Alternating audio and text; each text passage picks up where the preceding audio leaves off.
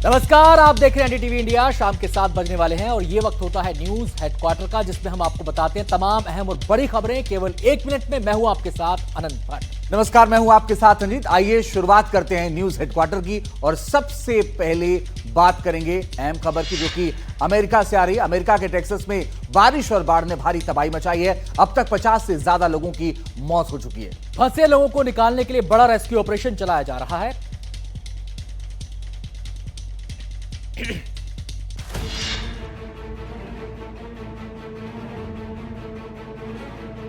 नदी का ये उफान देखिए, पानी ने हाहाकार मचा दिया और अपने संसाधनों पर इतराने वाले देश में ऐसा लगा जैसे सिस्टम फेल हो गया।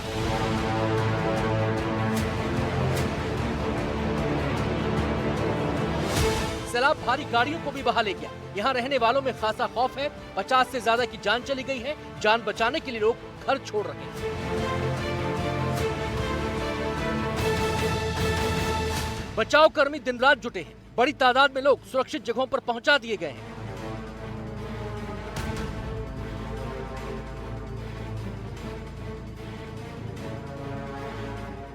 मध्य टेक्सास में कीचड़ भरी जगहों पर लापता लोगों की तलाश की जा रही है। ये काम बहुत मुश्किल है, लेकिन हर जान कीमती है। अभियान जारी है।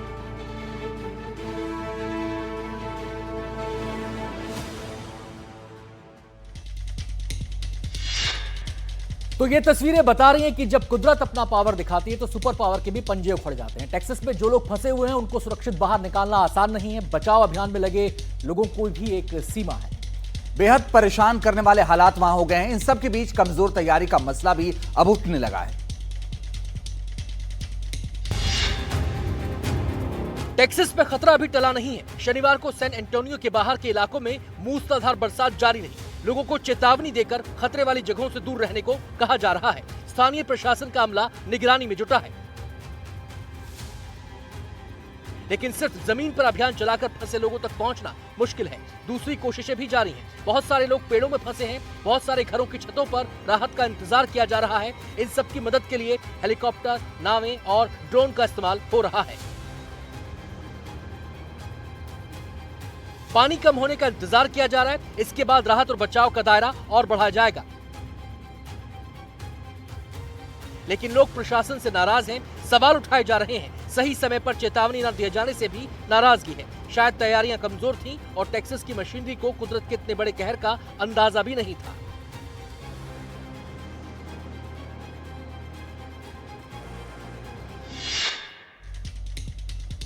उत्तराखंड में नदियां उफान पर हैं। रुद्रप्रयाग में अलकनंदा का खतरनाक रूप दिख रहा है। नदी किनारे स्थित शिव मूर्ति का सिर्फ ऊपरी सिरा नजर आ रहा है। सोचिए, मूर्ति डूबने को है तो निचले इलाकों में क्या हालात होंगे। पहाड़ों पर बारिश का सिलसिला थम नहीं रहा। नदी और नाले लबालब हैं।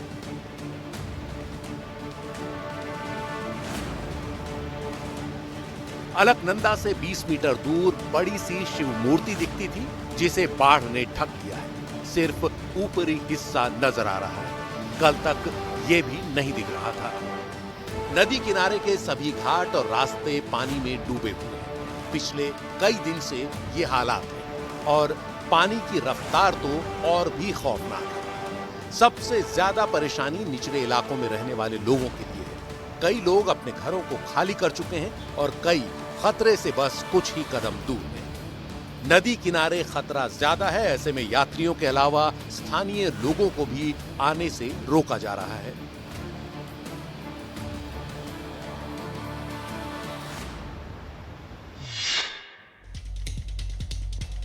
वैसे आसमानी आफत केवल उत्तराखंड पर नहीं आई है। एक और पहाड़ी राज्य है हिमाचल। वहां पर भी हालात बुरे हैं। चंबा में बादल फटने से लोहे का पुल बह गया। सड़क भी बुरी तरह से टूट गई और हालात बेहद खराब हो गए हैं। लोगों को घरों से निकलने में परेशानी हो रही है।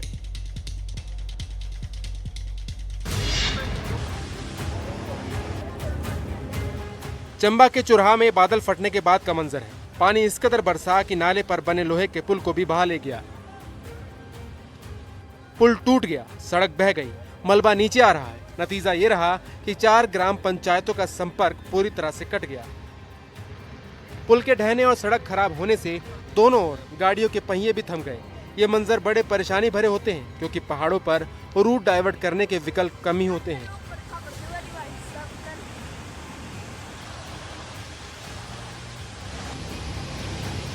जब कुदरत इस तरह कोहराम मचाती है तो इंसानी निजाम फेल हो जाता है और सिस्टम बनाने वालों के हुनर नाकाफी साबित होते हैं।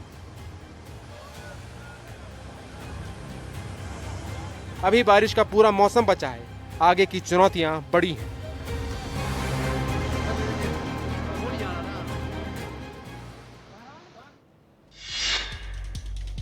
हिमाचल प्रदेश के मंडी जिले के गांव में भी बादल फटा है। 3 पुल सैलाब में बह गए। इलाके की सांसद कंगना रनौत यहां पहुंची, हालात की समीक्षा की, भरोसा दिया पीड़ितों की हर संभव मदद की जाएगी।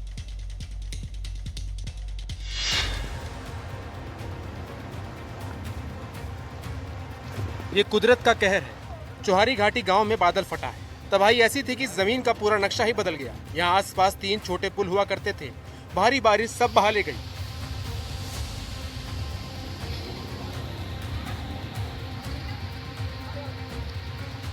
बादल फटने से पहले ये जगह बड़ी खूबसूरत लगा करती थी। पहाड़ियों से घिरे गांव में हरे भरे खेत थे, लेकिन अब यहाँ मायूसी है। आसमानी आफत ने भारी नुकसान पहुंचाया है।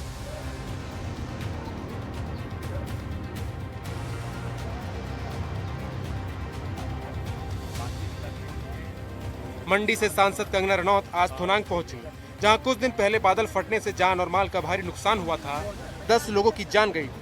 यहाँ विपक्ष और स्थानीय कंगना के नदारत रहने का मुद्दा उठा रहे हैं। इन सब के बीच वो लोगों के बीच पहुंची, हर संभव मदद का भरोसा दिया।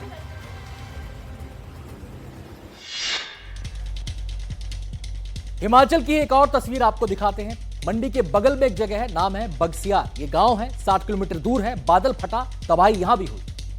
देखिए बगसियार गांव से हमारे सहयोगी रवीश रंजन शुक्ला की ये ग्राउंड रिपोर्ट।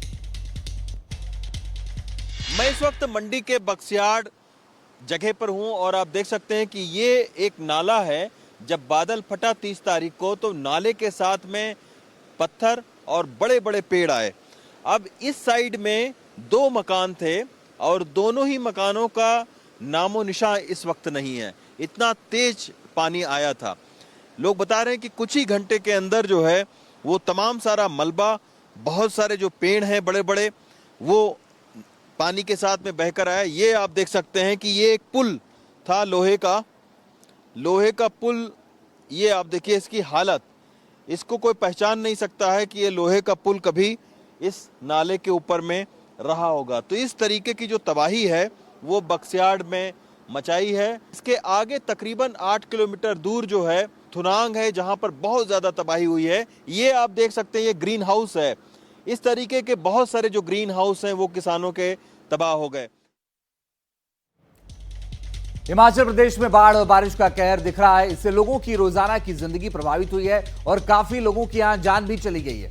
ऐसे में सरकार और प्रशासन की चुनौतियां बढ़ गई हैं। सिर्फ स्थानीय लोगों की हिफाजत ही नहीं करनी है, बाहर से जो सैलानी आ रहे हैं उनकी सुरक्षा का भी ख्याल रखना है। आंकड़ों की बात करते हैं, कुछ ग्राफिक्स के जरिए आपको बताते हैं कि तबाही का स्तर क्या है। बाढ़ और बारिश की चपेट में आने से अब तक 74 लोगों की मौत हो चुकी है। 37 लोग लापता हैं, जिनकी तलाश जारी है। और सबसे अहम बात यह है कि मंडी में सबसे ज्यादा 20 लोगों की मौत हुई है। कांगड़ा जिले की अगर हम बात करें तो यहां पर 13 जानें चली गई हैं। तो हिमाचल में मंडी में आप देखिए सबसे ज्यादा मौतें मंडी में हुई हैं, 20 मौतें। कांगड़ा में 13 लोगों की मौत हुई है। बिलासपुर जिले की अगर हम बात करें तो बिलासपुर में 7 और चंबा में अब तक 9 लोगों की मौत हुई है। इसके अलावा कई हादसे भी हुए हैं। बाढ़ बारिश से जुड़े हादसों में 115 लोग घायल हुए हैं।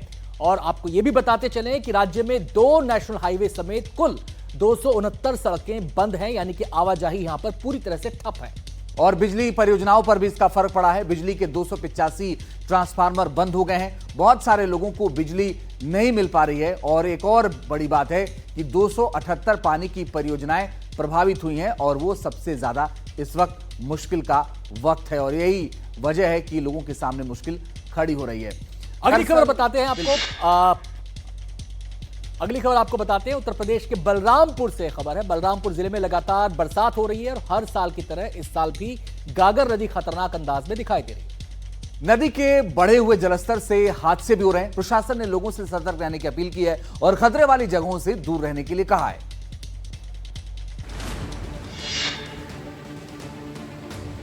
नदी पर बने इस पुल को देखिए, पानी से उखड़ चुकी सड़क पर आवाजाही जारी है और नीचे गागर का उफान जैसे कहर बरपाने पर आमादा हो।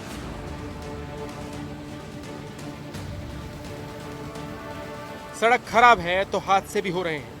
ये ट्रक पलटकर नदी में जा गिरा। 3 लोग सवार थे, किस्मत अच्छी रही, सबकी जान बच गई।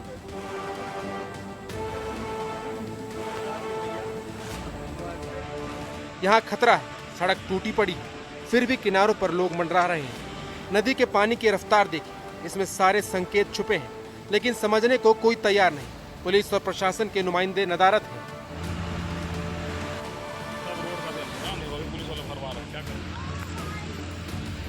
बलरामपुर उत्तर प्रदेश के तराई क्षेत्र का जिला है। यहाँ बारिश और बाढ़ से हर साल जिंदगी प्रभावित होती है। इस बार के हालात भी जुदा नहीं हैं।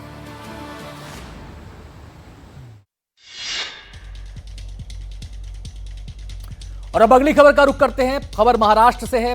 पानी यहां भी परेशानी बना हुआ है। महाराष्ट्र में मानसून की मार अभी भी जारी है। फिलहाल आपको नासिक से आई कुछ तस्वीरें दिखाते हैं, जहां मंदिर के साथ मकान, दुकान सब कुछ जलमग्न हो चुका है। गोदावरी नदी में बढ़ता जल उफान पर है और इससे पूरे इलाके में कोहराम मचा हुआ है।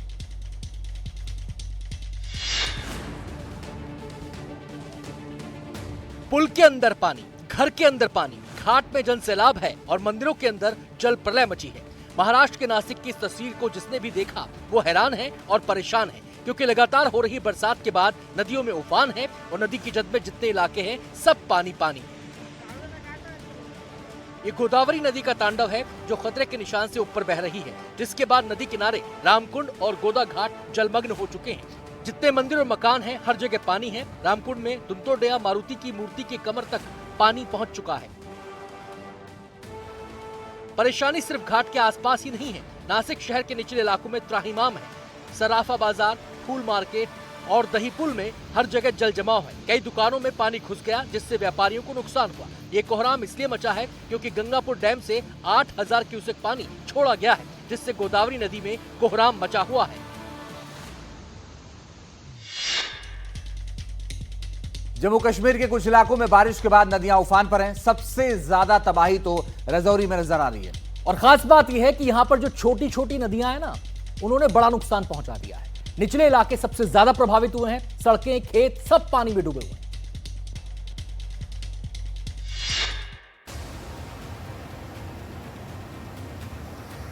धरहाली में कुदरत की दहाड़ सुनिए। सक्तोह नदी में मची तबाही की आवाज सुनिए। ये राजौरी की नदियों में मचा कोहराम है। कुदरत का ऐसा रौद्र रूप जो अपने साथ सब कुछ बहा कर ले जाने पर आमादा है। नदी में ऐसी हलचल है जिसे देखकर कोई भी सकते में आ जाए। राजौरी में लगातार हो रही बरसात के बाद धरहाली और सक्तोह नदी बेकाबू हो चुकी है। लगातार हो रही बरसात के बाद कुछ दिन पहले रियासी में बने सलाल डैम के गेट खोल दिए गए, जिसके बाद चिनाव नदी में कोहराम मच गया, जिसका असर अब राजौरी की छोटी छोटी नदियों में दिखाई दे रहा है।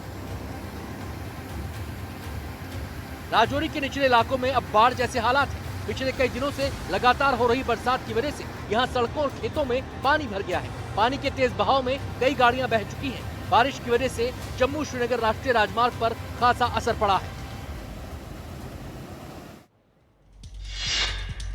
उत्तरकाशी में पिछले 8 दिन से हाईवे बंद है और सैकड़ों वाहन पहाड़ी के रास्ते पर फंसे हैं, जिससे लोगों को भारी परेशानी हो रही है। सबसे बड़ा चैलेंज बंद रास्तों को खोलना है। बादल फटने और लगातार हो रही बारिश की वजह से इस इलाके की कई सड़कें पानी में बह गई हैं। प्रशासन टूटे हुए पुलों को फिर से ठीक करने की कोशिश कर रहा है, जिसके चालू होने में अभी 5 से दिन लग सकते हैं, यानी कि परेशानी 5 से 6 दिन झेलनी पड़ेगी लोगों को। उत्तरकाशी का यमुनोत्री हाईवे पिछले 8 दिन से बंद है, क्योंकि पहाड़ से उतरते पानी ने रास्ता रोक लिया है, जिससे लोगों को खासी परेशानियों का सामना करना पड़ रहा है। जिन्हें आगे जाने की जल्दबाजी है, वो पीठ पर सवार होकर पहाड़ के उस पार जा रहे हैं। धाम तक पहुंचने के लिए जिन लोगों ने गाड़ी का सहारा लिया था, उनकी यात्रा सिलाई बंद और औजरी के पास आते आते थम चुकी है। 28 जून की रात सिलाई बंद के पास बादल फटने के साथ साथ जोरदार बारिश हुई, जिसके बाद राष्ट्रीय राजमार्ग पर 8 जगह सड़क का बड़ा हिस्सा पानी के साथ बह गया और लोगों की जिंदगी थम गई। यहाँ 100 से ज्यादा यात्री वाहन फंसे हुए हैं। औजरी के पास एक बड़ी खाई बन चुकी है। ऐसे में वैली ब्रिज को फिर से ठीक किया जा रहा है, जिसे पूरा करने में 5 से 6 दिन लग जाएंगे। सड़कों पर जमा मलबा हटाने के लिए मशीनों का सहारा लिया जा रहा है। यमुनोत्री के जानकी चट्टी, हनुमान चट्टी और राणा चट्टी में सैकड़ों यात्री इन रास्तों के खुलने का इंतजार कर रहे हैं।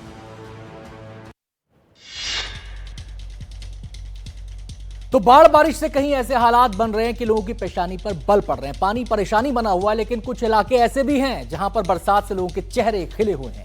छत्तीसगढ़ के गरियाबंद जिले में जमकर बारिश हो रही है। ऐसे में वहां के किसान खुश हैं, उन्हें अच्छी फसल की उम्मीद है।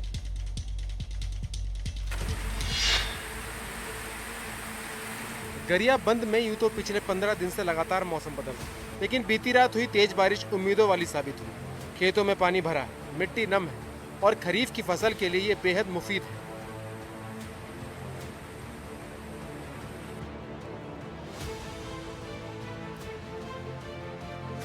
अब इन तस्वीरों को देखिए, खेत खलिहान सब पानी से लबालब है। मेहनतकश इसी दिन का इंतजार कर रहे थे। बुवाई जल्द ही शुरू होगी।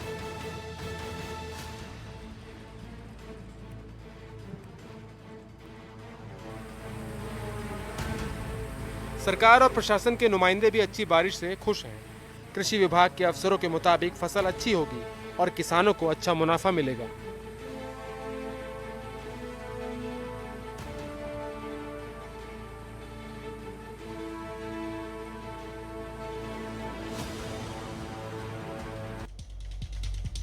और इस बीच एक बड़ी खबर आपको बता दें। बड़ी खबर यह है कि इंटरस्टेट साइबर फ्रॉड रैकेट का मास्टरमाइंड गिरफ्तार किया गया है। आईजीआई एयरपोर्ट पर आरोपी अभिषेक अग्रवाल को गिरफ्तार किया गया। एसटीएफ उत्तराखंड ने दिल्ली पुलिस की मदद से अभिषेक को गिरफ्तार किया है। 750 करोड़ रुपए के लेन देन के सबूत मिले। इसके खिलाफ 35 से 40 फर्जी शेल कंपनियां बनाने का भी आरोप है। और ये चोरी कैसे करता था, इसको भी जरा समझ लीजिए। ऐप इंस्टॉल कराकर मोबाइल डेटा की चोरी करता था। तो मास्टरमाइंड 750 करोड़ रुपए के लेन देन के सबूत मिले हैं। इससे आप अंदाजा लगा सकते हैं कि इस साइबर ठग ने, इस मास्टरमाइंड ने कितने लोगों को चूना लगाया होगा। और केवल इतना ही नहीं, 35 से 40 फर्जी शेल कंपनियां भी बनाने का आरोप इस पर है। तो कड़ी मशक्कत के बाद इसकी गिरफ्तारी हुई है। आईजीआई एयरपोर्ट पर आरोपी अभिषेक को गिरफ्तार किया गया है। एसटीएफ उत्तराखंड ने दिल्ली पुलिस की मदद से इसे पकड़ा। काफी दिनों से इसकी तलाश कर रही थी पुलिस और इस पूरे मामले में अब इसकी गिरफ्तारी हुई है। उम्मीद है कि बहुत सारे राज खुलकर सामने आएंगे। और आइए खबरों में आगे बढ़ते हैं। पटना के गांधी मैदान में सनातन महाकुंभ का आयोजन किया गया, जिसमें रामभद्राचार्य और धीरेन्द्र शास्त्री समेत देश भर के सैकड़ों साधु संत शामिल हुए। इस कार्यक्रम में बाबा बागेश्वर ने हिंदुओं को एकजुट रहने की सलाह दी। उन्होंने यह भी कहा कि देश को भगवा हिंद बनाना है। हम किसी मजहब के विरोधी नहीं हैं, न हमें मुसलमानों से दिक्कत है, न हमें ईसाइयों से दिक्कत है। हमें तो हिंदुओं में रहने वाले उन हिंदुओं से दिक्कत है जो जातियों के नाम पर हिंदुओं को लड़ाते हैं। बिहार में कुछ ही महीनों में चुनाव होने हैं। इलेक्शन में जाति सबसे बड़ा मुद्दा होता है। ऐसे में बाबा का मिशन समझिए। अगर हुआ मेरे धर्म पर घात तो मैं प्रतिघात करूंगा, क्योंकि मैं हिंदू हूं, सिर्फ हिंदुत्व की बात करूंगा। बाबा बागेश्वर ने कहा कि कुछ ताकतें गजवाए हिंद बनाना चाहती हैं, लेकिन देश को भगवाए हिंद बनाना है। यदि राष्ट्रवाद के लिए नहीं जियोगे तो इस देश को बहुत सी ताकतें गजवाए हिंद बनाना चाहती हैं। और बिहार के पागलों, हमारा एक ही सपना है, भगवाए हिंद होना चाहिए। और अब बात करेंगे कांवड़ यात्रा की। कांवड़ लाने का सिलसिला शुरू हो चुका है। इस धार्मिक यात्रा के दौरान उपद्रव की तस्वीरें भी सामने आई हैं। उत्तराखंड में एक कार सवार से मामूली गलती हो गई, उसके बाद उसके पूरे परिवार के साथ क्या हुआ, इन तस्वीरों में देखिए।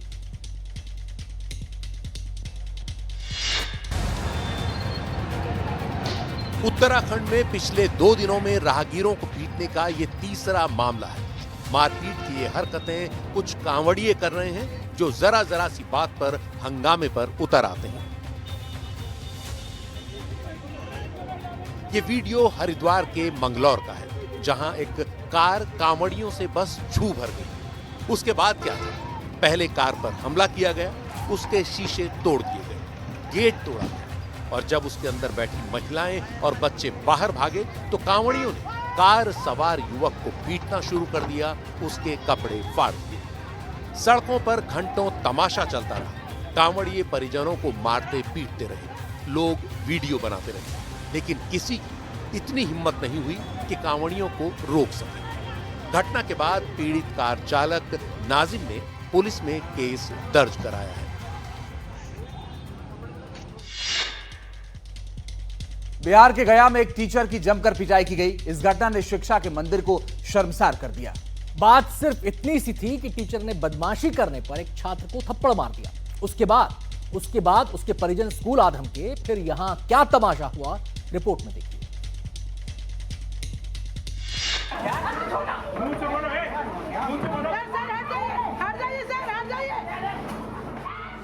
ये लाठियां एक टीचर पर बरस रही हैं। स्कूल में घुसकर उसे मारा पीटा जा रहा है। बस एक थप्पड़ का बदला लिया जा रहा है जो टीचर ने एक छात्र पर जड़ा था। जब बच्चे ने इसकी शिकायत घर पर की तो परिजन स्कूल आ धमके। उसके बाद क्या हुआ आप भी देखिए। क्यों मार रहे हैं? छोड़िए सर को। शिक्षा के मंदिर पर लाठी डंडे चल रहे हैं। गुरु की इज्जत को तार तार किया जा रहा है। वीडियो गया के खीजर सराय थाने के सहवाजपुर मध्य विद्यालय का है, जहां स्कूल परिसर के अंदर जंग जैसा माहौल है। टीचर जान बचाकर भाग रहा है और परिजन उसकी धुलाई कर रहे हैं।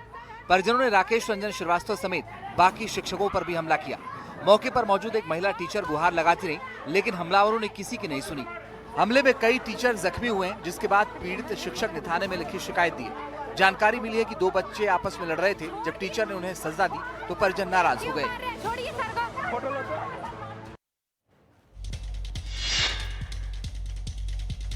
और अब खबर राजस्थान से। राजस्थान के सबसे बड़े धार्मिक स्थलों में से एक बाबा खाटू श्याम की नगरी में श्रद्धालुओं की भीड़ है। भारी संख्या में लोग बाबा के दर्शन करने पहुंच रहे हैं। दरअसल हर साल देवशयनी एकादशी पर यहां आस्था का मेला देखने को मिलता है। यह मेला 2 दिन तक चलता है। श्याम की नगरी खाटू धाम में आज देवशयनी एकादशी पर आस्था का महाकुंभ उमड़ा हुआ है।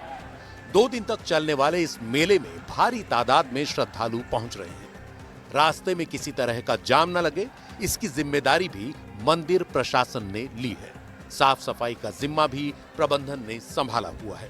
कितनी देर बाद के नंबर आया दर्शनों के लिए? 3 घंटे बाद। कैसा लग रहा है? बहुत अच्छा, बहुत अच्छा, बहुत अच्छी व्यवस्था है। जय श्री राम, जय जय श्री राम, जय जय श्री राम। मेले में किसी तरह की दिक्कत न हो, इसके लिए प्रशासन भी अलर्ट है और 1200 सुरक्षा कर्मियों को तैनात किया गया है।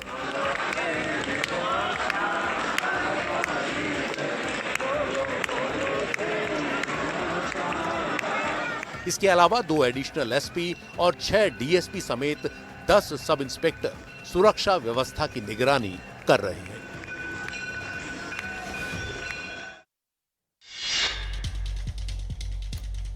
बात दिल्ली की करेंगे। दिल्ली क्राइम ब्रांच को बड़ी सफलता मिली है। एक सीरियल किलर को दबोच लिया है जो कैब ड्राइवर्स की हत्या करने के बाद उन्हें ऊंची पहाड़ी से नीचे फेंक देता था। हैरानी की बात यह भी है कि यह किलर 24 साल बाद पुलिस के हाथ आया। ये अपने 3 साथियों के साथ मिलकर वारदात को अंजाम देता था। ये वही हत्यारा है जो कैब ड्राइवर्स की हत्या कर पहाड़ से नीचे फेंक देता था। दिल्ली पुलिस क्राइम ब्रांच की आरके पुरम टीम ने इस सीरियल किलर को गिरफ्तार कर लिया है। आरोपी अजय लांबा और बंसी पिछले 24 साल से फरार था और नेपाल में बस गया था।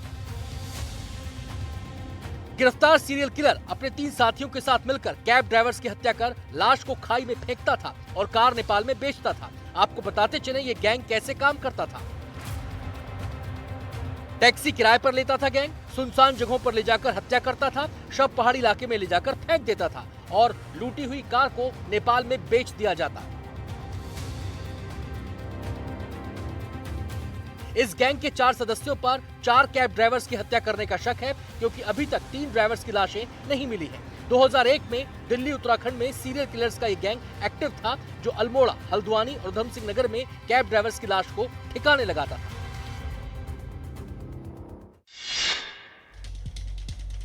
यूपी में मुहर्रम के जुलूस को लेकर कड़ी सुरक्षा व्यवस्था देखी गई। पिछले कुछ महीनों से चर्चा में रहे संभल को लेकर प्रशासन ज्यादा अलर्ट नजर आया। आपको बता दें कि एनडीटीवी की टीम ने ग्राउंड पर उतरकर हालात का जायजा लिया। हमारी ये रिपोर्ट देखिए। संभल में मुहर्रम के जुलूस में 342 ताजिए शामिल हुए।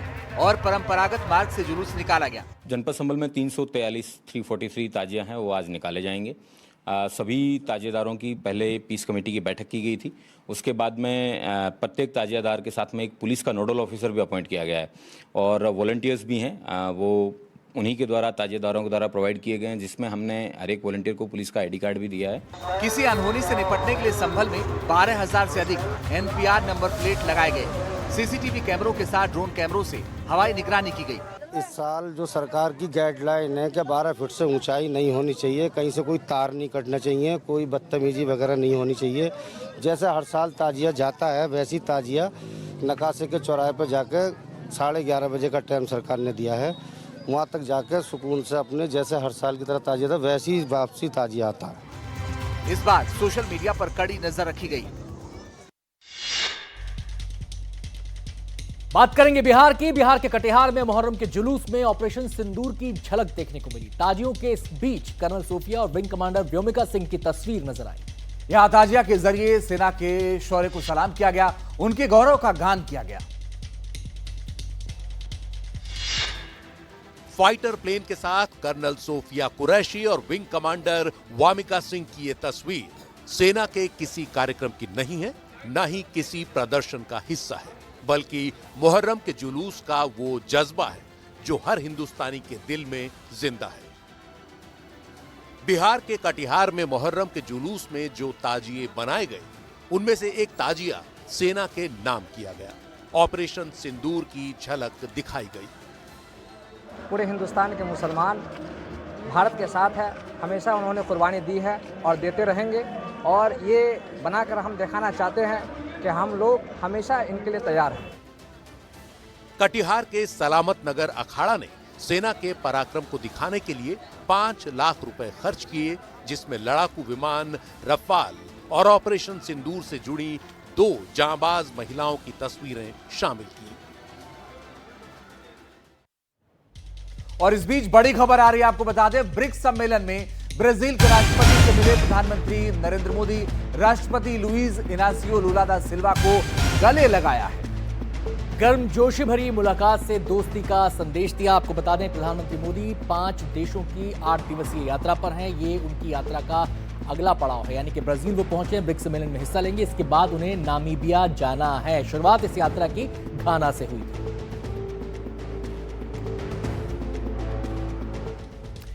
तो प्रधानमंत्री मोदी ब्राजील की यात्रा पर हैं। रियो डी जेनेरियो पहुंचे पीएम का भारतीय समुदाय के लोगों ने भव्य स्वागत किया।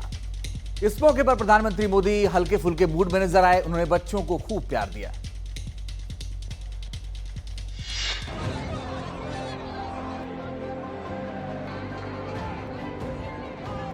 पीएम मोदी को देखने और उनसे मिलने जो भी पहुंचा, उसके चेहरे पर इस बात की खुशी साफ दिखी कि वो अपने पीएम को इतने नजदीक से देख रहे हैं।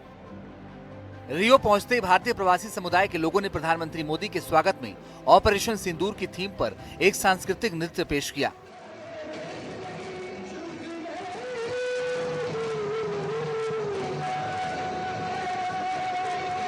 उसके बाद पीएम उन नन्हे मेहमानों से मिले जो अपने माता पिता के साथ आए थे। किसी बच्चे ने पीएम से उनका हाल पूछा, किसी बच्चे के माथे पर हाथ रखकर पीएम ने उन्हें आशीर्वाद दिया।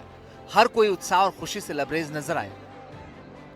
प्रधानमंत्री नरेंद्र मोदी घाना, त्रिनाद और टोबैगो, अर्जेंटीना, ब्राजील और नामीबिया के 8 दिवसीय यात्रा पर हैं। ब्राजील में 17वें ब्रिक्स शिखर सम्मेलन में हिस्सा लेने पहुंचे पीएम मोदी का जोरदार स्वागत हुआ। इस मौके पर कुछ लोगों ने पीएम मोदी को शॉल, गमछा बतौर उपहार दिया। अब आपको लीबिया से आई एक ऐसी तस्वीर दिखाएंगे जिसे देखकर आपकी रूह कांप जाएगी। दरअसल मसला यह है कि एक युवक ने मजाक में, उसका तो मजाक हो गया, लेकिन मजदूरों की जान पर बनाई। उन्हें मजदूरों के बीच में एक शेर छोड़ दिया। उसके बाद क्या हुआ, इस रिपोर्ट में देखिए।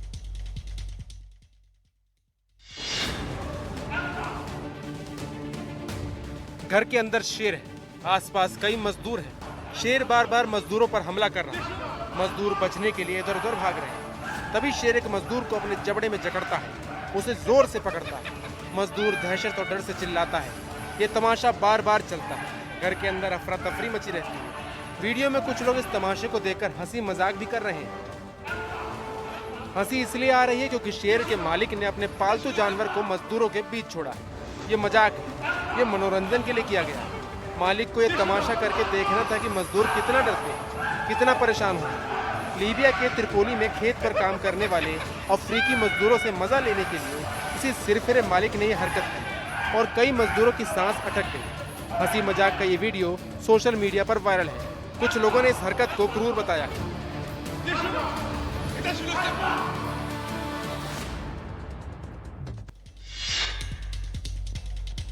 और सट्टेबाजी करना और फिर रील बनाने का जुनून कई बार लोगों के लिए जानलेवा हो जाता है। खबर जो है वो चंडीगढ़ से है। चंडीगढ़ में ये जुनून कैसे एक हादसे में तब्दील हो गया, ये हम आपको दिखाने जा रहे हैं। एक युवक बुरी तरह से जख्मी हो गया। ये स्टंटबाजी का ऐसा जुनून है जो आपकी जान भी ले सकता है, लेकिन कुछ लोगों को एडवेंचर का ऐसा भूत सवार है कि उन्हें होश ही नहीं है। ये वीडियो चंडीगढ़ का है। युवक ने शुरू के 2 जंप जो शानदार लिए तो तीसरी बारी में लड़खड़ा गया। उसका सिर सीधे झील के किनारे पड़े पत्थरों से टकराया और उसके बाद वो पानी के अंदर गिर गया। सुखना झील के किनारे ये युवक रील बनाने के लिए ये खतरनाक स्टंट कर रहा था। बाउंड्री वॉल और सीढ़ियों पर कलाबाजी दिखाते युवक का बैलेंस बिगड़ा और फिर वो गिर गया। इस युवक के दोस्त उसका वीडियो बना रहे थे और आसपास के लोग तमाशा देख रहे थे। हैरानी इस बात की है कि सुखना झील के किनारे हमेशा सुरक्षा कर्मी तैनात रहते हैं। इसके बावजूद लोग खुलेआम इस तरह के जानलेवा स्टंट यहां करते देखे गए हैं। हादसे के बाद युवक को पानी से निकाला गया और इलाज के लिए अस्पताल भेज दिया गया।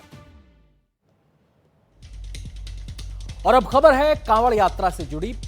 मुजफ्फरनगर की हम बात करेंगे। इसके आसपास के इलाकों में इस समय कांवड़ यात्रा को लेकर काफी हलचल देखी जा रही है। काफी वहां पर लोगों की आवाजाही हो रही है। लेकिन इस सबके बीच कुछ लोग ऐसे भी हैं जो जबरन लोगों की धार्मिक पहचान पूछ रहे हैं, उनसे उनका आई कार्ड मांग रहे हैं, ये जानने की कोशिश कर रहे हैं कि वो क्या करते हैं, कहां से हैं। ये तमाम चीजें भी साथ साथ चल रही हैं। और मामला यही नहीं रुका है। अब वो अपने सांप्रदायिक तेवर और तीखे कर रहे हैं। अब उनकी अपील है कि कांवड़ वाले मुसलमान कारीगरों से कांवड़ ना खरीदें। क्या है पूरा मामला, इस रिपोर्ट के जरिए आइए आपको दिखाते हैं।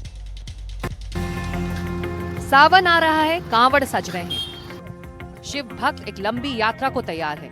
रास्ते में पड़ने वाले ढाबों और दुकानों में अलग सी सजावट है। इन सब के बीच सुरक्षा के भारी इंतजाम है, लेकिन कई विवादी स्वर भी हैं, जिन्होंने पहले पहचान पूछने का काम किया और अब एक समुदाय के बहिष्कार की मांग कर रहे हैं। मुजफ्फरनगर की दुकानों में हिंदू मुसलमान पहचान रहे यशवीर महाराज की नई अपील है कि श्रद्धालु मुस्लिम कारीगरों के बनाए कावड़ ना खरीदें। उनके मुताबिक ये अशुद्ध कावड़ हैं। महाराज जी, इन दिनों आप बहुत चर्चा में हैं, सुर्खियां बटोर रहे हैं। एक बयान आपका बड़ी तेजी से सोशल मीडिया प्लेटफॉर्म पर वायरल है, क्योंकि सावन महीने की शुरुआत हो रही है। आप कह रहे हैं तमाम कावड़ियों से कि वो हरिद्वार से कावड़ जो है वो ना खरीदे। इसके पीछे का आपका तर्क क्या है, क्यों ना खरीदे? लोग जब हरिद्वार से गंगा जल भर रहे हैं तो कावड़ वहां से क्यों ना खरीदे? देखिए, हमारा जो आंदोलन चल रहा है सनातन धर्म की रक्षा और कावड़ियों को शुद्ध भोजन मिले, उसके लिए हरिद्वार से जब कावड़ यात्रा मार्ग जाता है और ये मार्ग उत्तराखंड, पश्चिमी उत्तर प्रदेश, हरियाणा, राजस्थान, दिल्ली और मध्य प्रदेश को जाता है और इसी मार्ग से कावड़ लाने वाले शिव भक्त जाते हैं और जब उनको भूख लगती है तो वो कहीं भी खाद्य पदार्थ की दुकान पर जाते हैं। तो जितने भी होटल, ढाबे, चाय की दुकान, मिठाई की दुकान, जूस की दुकानें इस कावड़ यात्रा मार्ग पर है, उनमें से 85%, 90% ऐसे खाद्य पदार्थ की दुकानें हैं जो हमारे देवी देवताओं के नाम से और सनातन धर्म के लोगों के नाम से चलाए जाते हैं। लेकिन उनके जो मालिक, संचालक होते हैं वो कोई भी हिंदू नहीं है, वे सब मुस्लिम होते हैं। इस शोर शराबे से मीलों दूर हरिद्वार से लगे ज्वालापुर के कई मुस्लिम घरों में कावड़ बनाने का काम हो रहा है। ये वो लोग हैं जो पुश्तों से कावड़ बना रहे हैं। वो हजारों कावड़ बनाते हैं जो दुकानों तक पहुंचते हैं और वहां से लोग खरीदते हैं। अब तक किसी को ये नहीं लगा कि ये कावड़ अशुद्ध है। जी, हमारा कावड़ का काम। कब से आप काम कर रहे हैं कावड़ का? जी, काफ़ी टाइम हो गया। पापा भी काम करते थे, दादा जी भी करते थे। यहाँ से जाती जी कम से कम 50-60 हज़ार कावड़। 50-60 हज़ार। तो इसमें जैसे ये कि हिंदुओं का एक वो है, तो आप एक मुसलमानों के बना रहे हैं, तो क्या कभी आपको लगा कि कुछ ऐसा कभी कोई? नहीं जी, नहीं, ऐसा कुछ नहीं लगा। दरअसल हिंदू त्योहारों में ये मुस्लिम भागीदारी नई नहीं है। ये लोग बताते हैं कि जब कांवड़ यात्रा का समय नहीं रहता तो वो दूसरे कार्यक्रमों से जुड़े काम भी करते हैं। रावण के पुतले भी बनाया करते हैं, मंदिरों में चढ़ने वाले फूल का कारोबार भी करते हैं। सर हम कावड़ा बनाते हैं, हमारा ये पुश्तैनी का काम है सर। अच्छा, कब से, लगभग कितने साल से कर रहे होंगे? मुझे तो कम से कम 30 साल से 35 साल हो गए काम करते हो। जो हमारे बड़े करते आ रहे हैं, कम से कम सदियों से ही करते आ रहे हैं। अच्छा। जब से कावड़ शुरू हुई थी। तो एक मुस्लिम होके तो क्या कोई आपके दिमाग में कभी कुछ? नहीं सर, नहीं, ये ऐसा नहीं मानते। ये तो हमारी श्रद्धा का काम है, हम करते हैं। हम हिंदुस्तान में रहते हैं और हम यही काम करते हैं। लेकिन सवाल है कि अगर कांवड़ यात्रा पर जाने वाले मुस्लिम कारीगरों के बनाए कावड़ ना खरीदे तो कहां से लाएं? यशवीर महाराज ने जो सुझाव दिया है वो ये है कि वो अपने घर से बना कर लाएं। लेकिन ये आसान नहीं है। जाहिर है अगर ऐसा कुछ हुआ तो इसका असर कांवड़ यात्रा के रंग पर ही नहीं पड़ेगा, जिसे गंगा जमनी तहजीब बोलते हैं, उसकी बुनियाद पर भी पड़ेगा। तो कावड़ यात्रा शुरू हो चुकी है, तैयारियां शुरू हो चुकी है और लोगों ने कावड़ लाने का सिलसिला भी शुरू कर दिया है। लेकिन इन तैयारियों की क्या स्थिति है, कैसे तैयारियां हो रही हैं, कहां तैयारियां हो रही है, खास बातें क्या हैं, इस पर हमने एक रिपोर्ट तैयार किया। अंजित जरा बताएं। बिल्कुल, और ये रिपोर्ट दरअसल रिपोर्ट इसलिए क्योंकि विवाद हो रहा है और विवादों के बीच अब ये कहा जा रहा है कि कांवड़ मत खरीदिए, कभी कुछ कहा जा रहा है। चंदन भारद्वाज की एक रिपोर्ट दिखाते हैं क्या कुछ चल रहा है। 11 जुलाई से शुरू हो रहे सावन के महीने को लेकर देश के अलग अलग हिस्सों में तैयारियां शीर्ष पर है। एनडीटीवी की टीम इस वक्त मौजूद है उत्तर प्रदेश के मुजफ्फरनगर में। बड़ी संख्या में दिल्ली समेत आसपास के तमाम इलाकों से जो शिव भक्त हैं वो हरिद्वार से गंगा जल भरकर अलग अलग जगहों पर अपने घर के आसपास जो बड़े मंदिर हैं वहां पर शिव जी का जलाभिषेक करते हैं। हम इस वक्त मौजूद हैं मुजफ्फरनगर में। उत्तर प्रदेश सरकार की तरफ से कई इंतजाम जो हैं वो कावड़ को देखते हुए अभी से किए जा रहे हैं, जिनमें इस पूरे कावड़ रूट पर जो कि मेरठ, हापुड़, मुजफ्फरनगर के इस पूरे रास्ते पर है, वहाँ गाइडलाइंस जो हैं वो जारी की गई है, जिनमें ढाबों में नेम प्लेट से लेकर तमाम जो सुरक्षा व्यवस्था है और अलग अलग जगहों पर कावड़ियों की सहूलियत के लिए जो इंतज़ाम है वो किए जा रहे हैं। रास्ते में आप लोग अगर किसी ढाबे पे रुक रहे हैं, कुछ खा पी रहे हैं, तो एक जो अभी पूरा विवाद है कि पहचान छुपाकर कुछ ढाबे चल रहे हैं और ये सब, इस पर आप क्या सोचते हैं? हाँ, ऐसे देखे थे कई ढाबे जो पहचान छुपा कर रहे थे, पर हमने वो नहीं सब करा, हम आगे निकल गए। ऐसा देखा था कि पे मतलब सही सुविधा हो कि मतलब हाँ भाई इस जगह पे हमारी कावड़ सुरक्षित है, इस जगह पर हमारी कावड़ सुरक्षित रहेगी, हम रात को सोए तो हमारी कावड़ मतलब सही रहेगी। आप लोग अगर कहीं रुकते हैं, खाते पीते हैं, तो क्या कुछ आप लोग देखते हैं कि ये ऐसा वहाँ पर होना चाहिए तभी आप उस जगह पे रुकते हैं? क्या इससे फर्क पड़ता है कि जहाँ आप रुक रहे हैं वो हिंदू की जगह है या मुसलमान की जगह है? नहीं, हम ये नहीं सोचते कि वो जगह हिंदू की है या मुसलमान की है, बस वो जगह शुद्ध होनी चाहिए कि मतलब हमारी कावड़ वहाँ पे सुरक्षित रहे और हम हमारी कावड़ को वहाँ पर रख सके, ताकि हमारी कावड़ ना ही खंडित हो और ना ही कुछ हो। तो आप देख सकते हैं जो तमाम कावड़िए हैं वो किस तरीके से इस मुद्दे पर जो है वो अपनी राय रख रहे हैं। इसके अलावा भी इस पूरे इलाके में जो है वो आपको अमूमन जो दिन है वहाँ भी लोगों की मौजूदगी नजर आएगी, लेकिन सावन के महीने में इस जगह पर विशेष तौर पर व्यवस्थाएं जो हैं वो नजर आती है। वीडियो जर्नलिस्ट अरुण नेगी के साथ मैं चंदन भारद्वाज, एनडीटीवी इंडिया के लिए, मुजफ्फरनगर, उत्तर प्रदेश से। हरिद्वार में आपने कई श्रवण कुमार ऐसे देखे होंगे जो माँ बाप को अपने कंधों पर कांवड़ यात्रा कराते हैं, लेकिन अपनी सास को कंधे पर कांवड़ यात्रा कराने वाली बहू आपने नहीं देखी होगी। हम बात कर रहे हैं उत्तर प्रदेश के हापुड़ की, जहां पर एक बहू अपने बच्चों और सास को कंधे पर बिठाकर कांवड़ यात्रा करा रही। बहू का नाम आरती है और उनका कहना यह है कि बेहद खुश हैं इस यात्रा के जरिए और उनको यह लगता है कि ईश्वर ने इस दिशा में उन्हें प्रेरित किया है और वो ये जो कर रही हैं इससे उनको आत्मिक शांति मिल रही है। इनको लेके जा रहे हैं आप कांवड़ की? ये मेरी सासू माँ है। क्या है मन में, क्यों लेके जा रहे हैं? मन में कुछ नहीं है, बस मन की श्रद्धा है इसलिए। पहली बार लेके जा रहे हैं? हाँ, ऐसी कांवड़ मेरी पहली बार है, वैसे आते रहते हैं क्या कांवड़ लेने। अक्सर देखा गया है जैसे सास बहू में अलग तरह का व्यवहार रहता है, आपने कांवड़ में बिठा के ले जाने का प्लान किया है, में आए भाव? बस भोले बाबा की महिमा है, आशीर्वाद रहना चाहिए उनका। वो तो बुद्धि घुमाने वाले भी वही हैं, भ्रष्ट करने वाले भी वही हैं। जो अच्छा दिमाग में आ जाए वो सही सही है। खुशी में ले जा रही हूँ, कभी मेरे मन में लग रही है तो मैं तुम्हें पालकी में बैठा के और हरिद्वार नहवा के लाऊंगी। मैंने भाई तेरे बस की नहीं है तो बोली ना, मैं इस काम को करूंगी जरूर।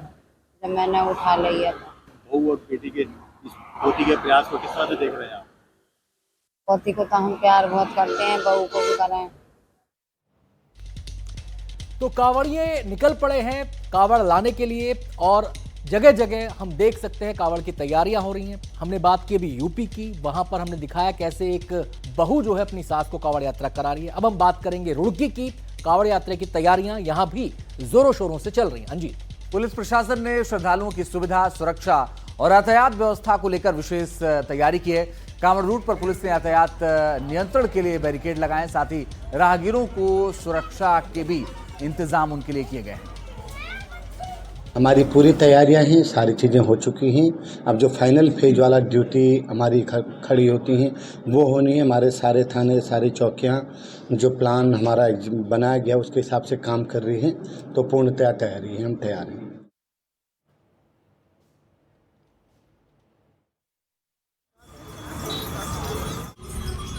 तो 3 चौराहे हैं, 3 में से 2 चौराहे को बंद रखा जाता है, 1 चलाया जाता है। उससे लोग बहुत परेशान रहते हैं। आपके चैनल के माध्यम से मैं अनुरोध करूंगा कि ये हमारे जो 3 चौराहे हैं बोट क्लब से लगा के और नगर निगम तक के, ये तीनों चौराहे को सुचारू रूप से चलाना चाहिए जनता के लिए। और इसी के साथ न्यूज हेडक्वार्टर में फिलहाल के लिए बस इतना ही। ये वो पड़ाव होता है जब हम आपसे अलविदा लेते हैं, लेकिन इस बुलेटिन की खासियत ये है कि देश दुनिया की तमाम बड़ी खबरें 1 मिनट में आपको मिलती है। आपका समय भी बचता है और जानकारी भी पूरी मिलती है। एक छोटा सा ब्रेक, लेकिन बने रहिए एनडीटीवी इंडिया के साथ। खबरें यहां पे लगातार जारी हैं।